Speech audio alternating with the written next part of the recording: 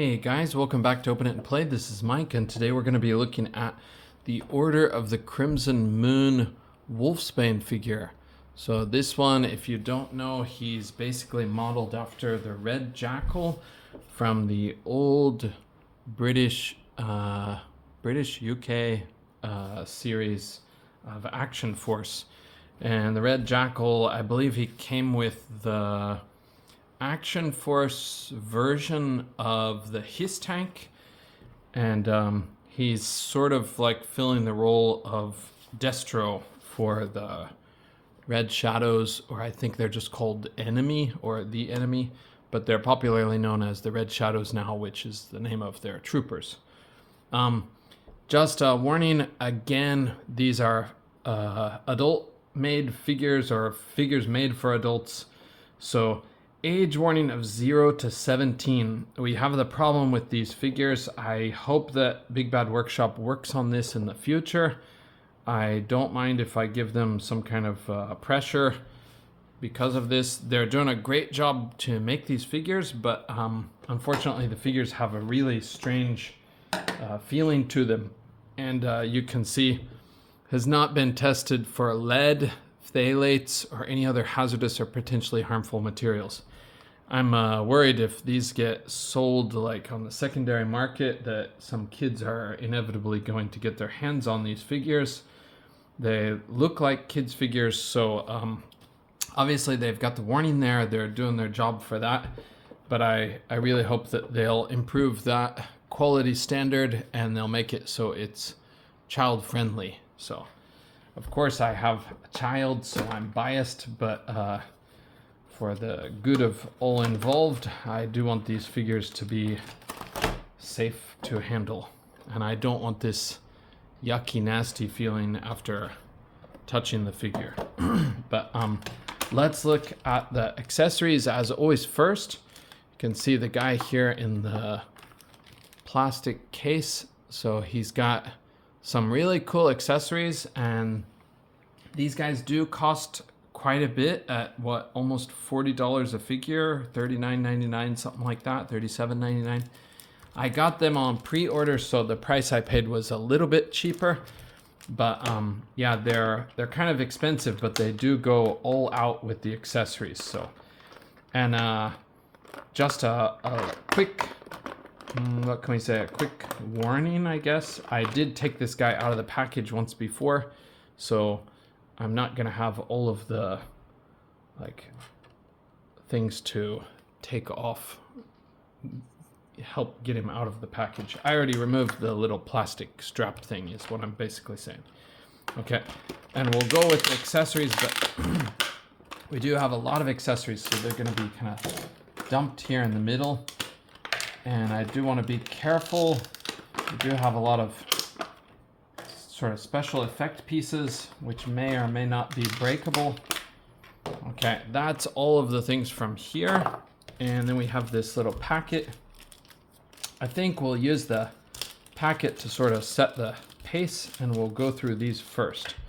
So first off, we have a stand, the Order of the Crimson Moon. Okay, so it's a nice looking stand. It's got 2 pegs, so you got a little bit of options. Don't have sort of offset pegs, but I think this is pretty good for a standard stand. Okay, and then moving on, we have this little bag of goodies. And inside here, we have a mess of hands and other accessories. We'll put the accessories off to the side. We'll go to those soon, but we're gonna look at the hands first. So like I said, these do cost more than some other 1/12 scale figures, but you do get a lot for your money. So I think the value is there if they can get these things safe to handle. Sorry, it's having a really hard time focusing on black. Okay, so from the start, we've got these open palm hands, and these hands are meant to look like they have gloves on. You will, as you've seen in other Crimson Moon reviews, You will have some paint chippage, and like I said, this paint is considered dangerous, sadly, or at least not safe for younger than 17, which is a pretty high, well, pretty low standard, I should say. But anyways, this is trigger finger hands, looking good. He has a couple of punching fists here. Okay, I hope that you can see these okay. The trigger finger hands, just to make it clear, they were vertically hinged. All the rest of these appear to be horizontally hinged.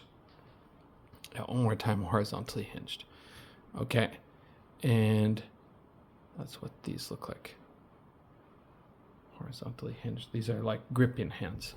Okay, sorry, the black's not showing up great.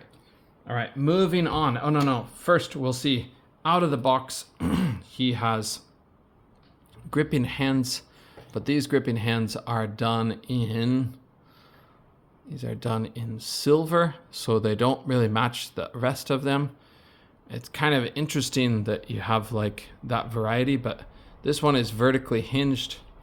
This one is horizontally hinged. So, but I like these gloves. They stand out because they did give them a nice chrome paint job. So, okay. All right, and moving on. So we have this little knife here. If I can get it to focus. Sorry, I'm gonna try the other hand. Somehow it likes to focus on my other hand better. Okay, so we have this little knife. It's got some nice detail, some nice paint. Okay, that will go in his sheath down here. Okay, and we also have this briefcase, which is almost like a, I don't know what to say, but like a hard shell type case. And when you open it, you are greeted to these mysterious two black tanks. Now the lighting on this is probably going to be terrible, but you take this out and you sort of slide this, and you can see inside here he has this red glowy crystal stuff. And if you want a closer look, you can actually slide this off to see it. Now I think this is supposed to be some kind of contagion, like some kind of toxic material. Obviously, this guy is not up to much good. His name is Wolfsbane, but anyways, so this is a pretty cool little case, and it does have a little posable handle here. So, God, I hope that's in focus. Can you guys see that? It's very hard for me to tell from just looking at the screen. Okay, and moving on, we'll see his other weapon here. He has a very small gun. Oops. So it's bent upside down. Sorry, flipped upside down. So this very small gun, we can put the clip in here. It's got a very nice wash on it. So the wash brings out the detail just in an amazingly fantastic way. God, I wish that classified guns had this kind of detail. They have the sculpt, I think, for classified. They just don't put any effort into painting. So, but anyways, I'm getting sidetracked. These are not G.I. Joe classified. Okay, and then we have these sort of twin barrels, and these are what appear to be like machine gun barrels. They've got the little holes to be able to cool down the barrel. And these will plug into this part if we pop off this missile launching attachment and we plug in this. So, whoa, and now the whole thing popped off, sorry. So he's got these pretty cool looking, it's almost metallic. It is plastic, but it is almost metallic looking for the color of red. So I like the look of these. And they do have a hole so you can port in the effects. If we tried porting in this one real quick, let's see. Do want to be careful, the sort of stem on the effect is kind of long, so like I said, don't want kids to play with these. if possible, because they're poisonous, but or I think poisonous. At least they haven't been tested for poison. Sorry, disclaimer, they're not poisonous, they just haven't been tested, so they may be and we don't know. But okay, so that's that part. You can also port those out. You do have 2 of those. You can also port those out and you can put in these missile launching ones. So this is gonna look really cool, I think. Oh, it fell down again. Unfortunately, this is gonna be loose, I think. All right. So if he wants to launch some missiles, go like that. Looks pretty good. They're not exactly going straight, but you know, we don't know what he's targeting. So great attention to detail. These effect pieces look great. Okay, and lastly, if you want to get rid of these sort of weapon systems, you can simply put on, I believe these are the same. You can simply port on these little guys. I think this will fit in no problem. Whoops. I'm gonna make sure, because if I put the wrong one in, I'm gonna stretch it out. Okay, that was the correct one.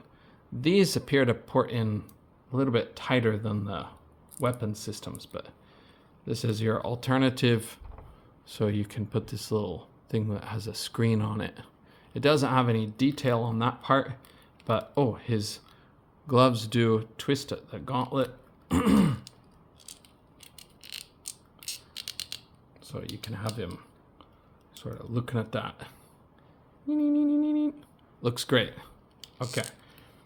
On to our last accessories. So one more thing, you do have another one of those effects for the missiles firing, and you do have a firing effect for your pistol.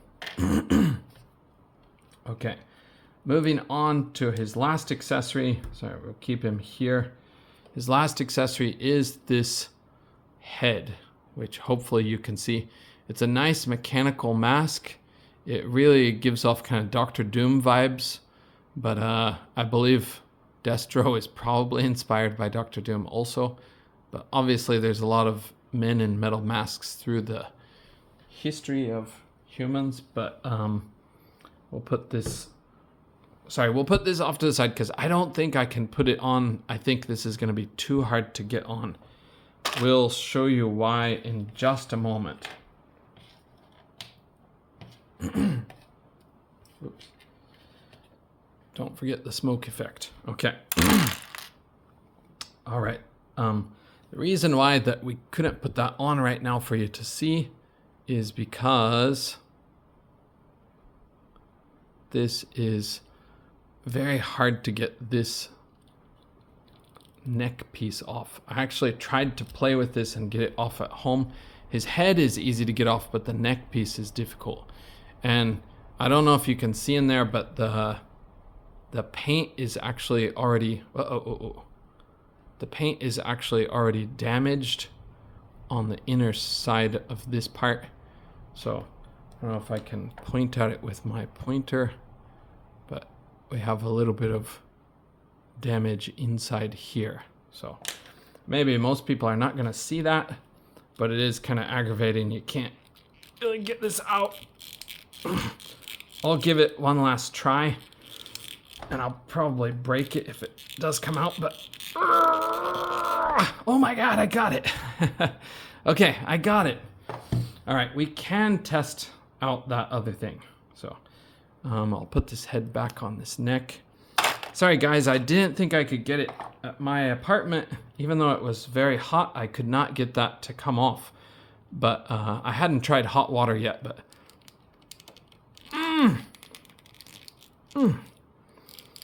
okay, I think we're in business. Yay, we got this head on it. Okay, sorry about that. I was not thinking that it was gonna work. So this is sort of like a kind of a major accomplishment for me to get it without using hot water. Okay, so you can see what he looks like there with that.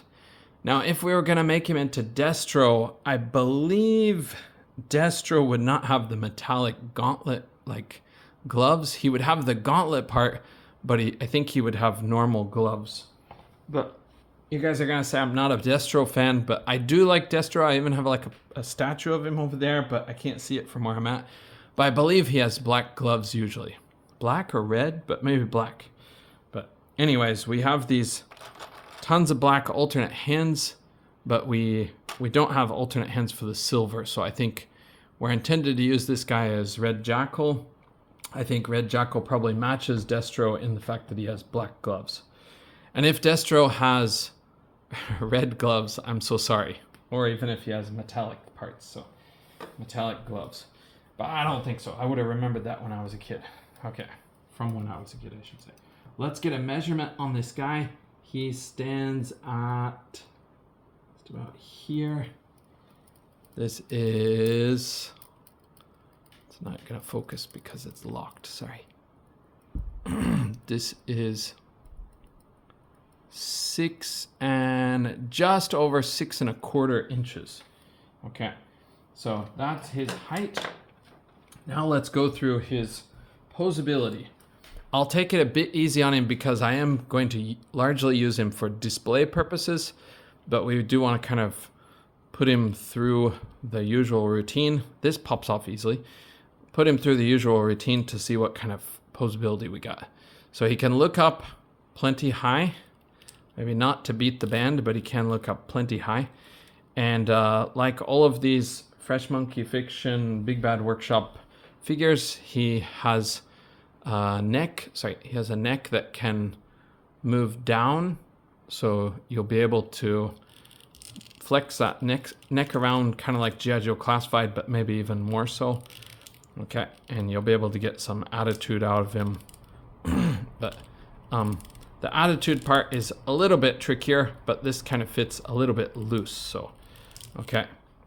Sounds crunchy, but that's the neck part. Okay, then his arms, he has a butterfly joint inside here, though it's hard to see. The range is limited, but he can move his arms up that far, so a lot better than 90. His his bicep cut is really stiff, but it is very functional. He's got double jointed pinless elbows that will get you that far. Sorry, I lost that weapons pack again. He does have the posability at the gauntlet, so that's nice, a wrist twist sort of thing. Forearm twist. Okay, and then, like we said, this one will pivot and hinge horizontally on his left hand and vertically on his right hand. So those are nice. Okay. Like I said, the price is expensive, but you kind of get the full loadout with these guys. Okay, then he has a diaphragm joint that will get him to the side really far. To the other side the same, I'm sure. Okay, and back a decent amount forward. Sorry, it's hard to do this without moving his waist too. Forward that far, and if I move his waist also forward quite a bit. Okay, so the waist is a bowl joint, or sorry, a dumbbell joint. I guess it's a bowl joint, but it's functioning sort of similar to a dumbbell joint. Okay, but yeah, I think anchored in position here. So, okay. So that will also go side to side a little bit, and of course you got your rotation. The crotch piece is a little bit softer plastic, but not a whole lot softer. His legs will kick up about that high, but I think he's got drop downs. Yeah, he's got drop downs. So you should be able to get it higher. Yeah, that's a bit higher. He's got thigh cut. He's got these little pads on his thighs. I think you can port something in here, but I actually don't know what goes on there. That's kind of interesting. Okay, then his jacket is pretty soft and flexible. If you want to see his butt there. Okay, his legs will go back about that far, but you get caught up on these plasticky bits. Okay, and he does have a boot cut, and his ankles will go back that far, forward that far, and he does have ankle pivot.